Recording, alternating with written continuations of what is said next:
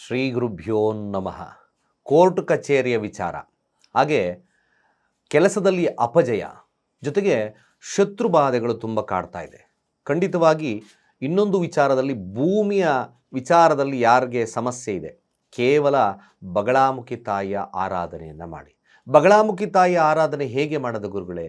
ಕೇವಲ ಯಂತ್ರವನ್ನು ಸ್ಥಾಪನೆಯನ್ನು ಮಾಡಿ ಬಗಳಾಮುಖಿ ದೇವಿಯ ಆರಾಧನೆ ಮಂತ್ರಸಹಿತವಾಗಿ ಓಂ ರೀಂ ಬಗಳಾಮುಖಿ ಸರ್ವದುಷ್ಟಾನಾಂ ವಾಚಂ ಮುಖಂ ಪದಂ ಸ್ತಂಭಯ ಜಿಹ್ವಾಂ ಕೀಲಯ ದುಷ್ಟಬುದ್ಧಿ ವಿನಾಶಾಯ ರೀಂ ಓಂ ಸ್ವಾಹ ಈ ಮಂತ್ರದ ಸಹಾಯದಿಂದ ಬಗಳಾಮುಖಿ ತಾಯಿಯ ಆರಾಧನೆ ಮಾಡಿದ್ರೆ ಖಂಡಿತವಾಗಿ ಕೋರ್ಟ್ ಕಚೇರಿಯ ಸಮಸ್ಯೆ ಇದೆ ಗುರುಗಳೇ, ಹಾಗೆ ಭೂಮಿಯ ವಿಚಾರದಲ್ಲಿ ತೊಂದರೆ ಇದೆ, ಹಾಗೆ ಶತ್ರು ಭಾವದಲ್ಲಿ ಸಮಸ್ಯೆ ಇದೆ.